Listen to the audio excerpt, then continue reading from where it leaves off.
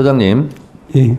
정치인에게는 이런 말이 있습니다. 대중의 이슈를 대중의 언어로 대중에게 말하라. 이런 게 있습니다. 판사는 어떻게 합니까? 검사의 공소제기 사실을 법전의 법대로 판결문으로 말하는 거죠? 그렇습니다. 네. 판사는 판결문으로 말합니다. 예. 그러면 이건 가정사항이 아니기 때문에 피해 나가지 마시고 답변해 주시기 바랍니다. 권오수 등 2심 판결문, 판사의 판결문입니다. 한번 띄워주시죠. 김건희 명의 계좌 관련해서 김건희가 87번이나 나옵니다. 87번이나 나와요. 김건희 명의 계좌는 종합해보면 통정매매로 인정되고 김건희 계좌는 시세 조정에 이용된 계좌로 인정할 수 있다. 김건희 계좌는 통정매매로 또 인정될 수 있다. 이게 판결문이 나옵니다.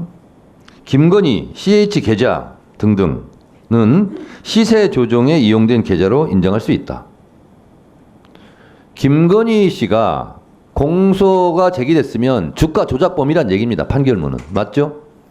판결에 따르면은 그렇습니다. 판결에 따르면 김건희는 주가 조작범입니다. 도이치모터스 주가 조작범. 이건 부인할 수 없는 거죠. 권오수 등 판결문에 이렇게 나와 있으니까. 이 판결문대로라면 김건희는 주가 조작범입니다. 맞죠? 다시 말씀드리지만 이 판결에 적힌 내용, 그 판결이 이제 지금 상고심 올라갔습니다만은 상고심에서 변경되기 전까지는 존중해야 된다고 생각합니다. 다만 그 구체적인 내용이 이제 아까 말씀하신 네. 이제 분들의 어떤 관여, 어떤 공모의 자, 정도. 처장님께서 이 판결문대로라면 김건희 씨는 주가 조작범이라고 말씀을 하셨습니다. 지금. 자, 그런데요. 그 남편 윤석열 대통령은 대선 때 김건희 씨는 손해만 봤다. 이거는 선거법상 허위사실 공표죄에 해당됩니다. 왜? 손해본 적이 없어요. 윤석열 정권의 검찰에서요. 시세 차익을 23억 얻었다. 법무부 자료에 나오는 겁니다. 김건희, 최은순 씨는 23억을 벌었어요.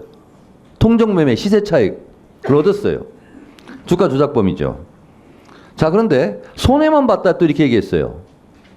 일시적으로 손해를 본 적이 있나 봐요. 4,700만 원. 그거 다 보전해 줬습니다. 김건희 씨 통장에 그대로 넣어줬어요. 4,700만 원. 액수가 똑같습니다. 김건희 씨는 주가 조작범이고요. 또 1차 주포가 이렇게 얘기해요. 권오수 씨랑 있을 때 수익의 30~40%를 주겠다. 1차 주포에게. 그 얘기를 하는 현장에 김건희 씨도 있었다는 JTBC 보도입니다. 다 공모한 거죠. 자, 2심 판결문은 손모 씨에 대해서 처음에는 1심에서 무죄가 난 이유는 공범으로 봤기 때문에 그건 무죄다. 다만 방조범이다. 이래서 실형을 때렸습니다. 김건희 씨도 공소 제기만 됐으면 실형을 맞는 거죠. 김건희 씨가요, 2010년 그 유명한 8만 주에 12시 3,300에 때려주셈. 이렇게 주문하자마자 7초 만에 김건희 씨 대신계좌증권에서 8만 주를 3,300원에 매도하는 주문이 나왔어요. 이런 뚜렷한 증거가 있는데도 검찰이 기소를 하지 않기 때문에 판사는 판결할 수 없는 거죠. 말씀을 드려도 되겠습니까? 네, 아니 기소를 하지 않았기 때문에 판결을 못하는 거 맞죠? 말씀을 드려도 되겠습니까? 아니 제가 묻는 말이 공소 제기된 내용만 지금 판사는 판결하는 거 아닙니까? 불기소했으면 재정신청할 수 있는데 그것도 아니고. 예, 일단 검찰에 공소가 있어야 판단할 수 있다는 건 위원장님 말씀 맞고요. 네. 그리고 이 판결에 따라서 이제 아까 그 공모가 인정되는지 안 되는지는 이 판결 내용을 좀 봐야지 알 것 같습니다. 자, 이 관련자들이요. 잡힌 사람들은 구속기소를 텐데 내가 가장 우려한 김건희만 빠지고 우리만 달리는 상황이 올 수도 있고 윤 쪽은 자기 마누라만 빠져나가면 나머지는 무기징역을 받든 사형을 당하든 아무 고민도 없는 사람들. 파렴치한 사람들이란 얘기예요. 그런 사람들에게 기대하고 있었더니 나도 한심하다 이런 얘기입니다. 자, 김건희 디올백도 분명히 청탁금지법 위반이에요. 제가 읽어볼게요. 청탁금지법 제8조 누구든지 공직자에게 또는 그 공직자의 배우자에게 수수, 금지, 금품 등을 제공하나 그 제공의 약속 또는 의사표시를 해서는 아니 된다. 이것도 기소를 안 하기 때문에 판결을 할 수가 없습니다. 또 김건희 관련된 얘기하겠습니다. 명태균 씨 동영 음성 좀 틀어주시죠. 매우 놀라운 일이 어제 스픽스에서 공개가 됐습니다. 3억 6천만 원 여론조사를 했다는 거예요. 명태균 씨 얘기 들어보시죠. 네, 하여튼 조사 돌리면서 할 때마다 나한테 좀 이야기를 해줘요. 맨날 윤석열한테 뭐 해줘야 돼.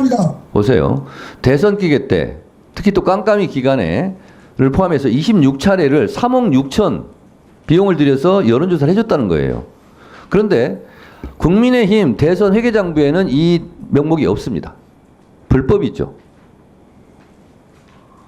그래서 3억 6천을 달라고 비용을 추계를 했다는 얘기를 어제 강혜경 씨가 스픽스에서 폭로했습니다. 들어주시죠.